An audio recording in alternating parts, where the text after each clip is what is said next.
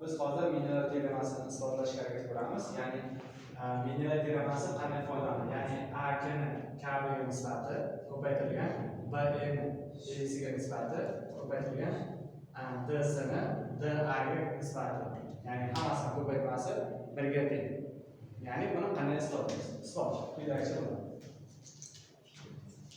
Xo'sh, buning uchun isbotlash uchun burchaklarni belgilab olamiz. Misol uchun mana alfa desam, mana beta desam, mana bu gamma desam. Hop, endi men mana bu burchakka, ya'ni mana shu AK degan tomonga yoki bo'lmasam AB degan tomonga parallel tomonni o'tkazib mana buni parallel burchaksa mana bu. Parallel chizib o'tkazib. Parallel chizib o'tkazishdan maqsad bu yerda o'xshash uchburchaklar hosil bo'ladi. O'xshash uchburchaklar deganda mos tomonlar nisbati bir-biriga teng degan qoida bo'yicha ketamiz. Misol uchun mana tomonni n deb oladigan bo'lsam, mana bu beta bo'lsa, mana bu ham betaga teng. Mana chizib o'tkazishda parallelligidan kelib chiqadi. Mana bu ham betaga teng. Mana bu to'liq 180 bo'lishi, ya'ni oyoq burchak isbotlagandek 180 degani yarim aylanani, to'liq aylanani yarmi 180 bo'ladi. Demak, mana bu burchagimiz hosil bo'ladi. Chekkaga yozmagan 180 minus beta. Xo'p, mana bu ham betaligini 180 minus beta hosil bo'ladi.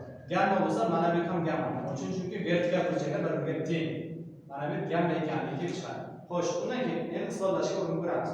Bu yerda qanaqa o'xshash uchburchaklar bor? Misol uchun e'tibor qilib qaraydigan bo'lsak, A, K, D uchburchakdan yozamiz. Uchburchak A, K, D uchburchakdan o'xshash qaysi biri? S, N, D. S, N, S, N, D.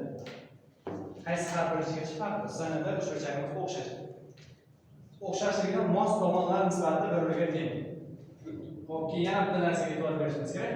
Biz katta uchburchakni kichik uchburchakka nisbatan olyapmizmi? Teng aytganimizda ham o'sha narsaga e'tibor berishimiz kerak. Ya'ni A ni N ga nisbati, A ni N ga nisbati teng bo'ladi. Katta tomondan boshlayapmanmi? Davom etaman oxirigacha katta tomon. Misol uchun A ni N ga nisbati S ni D ga nisbati deyolmayman. Nima deb boshladi? Katta tomonni kichik tomonga nisbati, katta tomonni kichikka nisbati. Katta kichik ana shunday davom etishimiz kerak. Bo'lmasa qoidamiz buziladi. Xo'p, demak, A ni N ga ko'pchilik adashtirib buni nimaga e'tibor berishimiz kerak? Alfa ikkita uchburchak uchun ham umumiy. Alfani to'g'ridagi burchak A ni, bu kichkina uchburchagimiz bu bilan o'xshash bo'lgani uchun alfani to'g'ridagi burchak A ni, alfani to'g'ridagi burchak N ga nisbati. Keyin beta burchagimiz bir xil bo'ladi. Beta burchak to'g'ridagi katta tomon qaysi? A ni, beta kichkina burchak qarshidagi tomon D ga nisbati bir-biriga teng bo'ladi. Men bu yerda n ni topsam, qanday ifodaga n ni topadigan bo'lsam, A ni D ga ko'paytirib A ga bo'lib qo'yaman. Ya'ni A ni D ga ko'paytirib A ga bo'laman. Xo'p, bizda n hosil bo'ldi. Xo'p, yana bitta holat. Masalan, birinchi holat degan bo'lsa, ikkinchi holat. Yana bu yerda o'xshash uchburchaklarimiz bor. Ular qaysi? 180 minus beta gamma. Bunda ham shunaqa burchaklar bor. 3 ta burchagi ham bir-biriga teng. Tenglikdan nima kelib chiqadi? Bu mos tomonlar, ya'ni burchaklar tengligidan bu o'xshash uchburchaklar ekanligi. Qaysi uchburchak? K, B, E bilan uchburchak K, B, uchburchak bilan o'xshash E, N, S uchburchak E, N, S uchburchagimiz o'xshash. Bu yerda ham qaysi tomonlar nisbatan olamiz? Yaxshilab e'tibor berishimiz kerak. Gamma to'g'ridagi burchakni oladigan bo'lsak, yoki bo'lmasam 180 minus betadan to'g'ridagi burchakni oladigan bo'lsak, qanday ifoda kelib chiqadi? K, B ni nimaga nisbati? K, B qaysi? Gamma to'g'ridagi burchak. Ha, buni gamma to'g'ridagi burchakka nisbatlaysiz. N.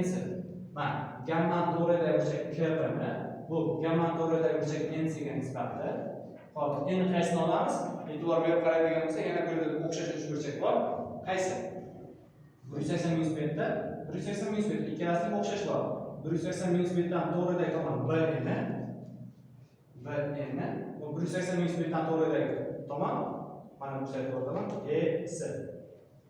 B ni E ga nisbati ekanligi. Bunda ham N degan ifoda bor. Bunda ham N ni topamiz. N ni topsam nima chiqadi? K, B ni E ga nisbati, ko'paytmasi.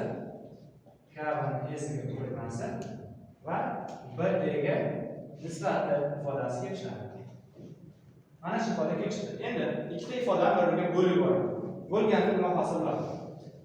N S taqsim N S, ya'ni nisbat 1 ga teng.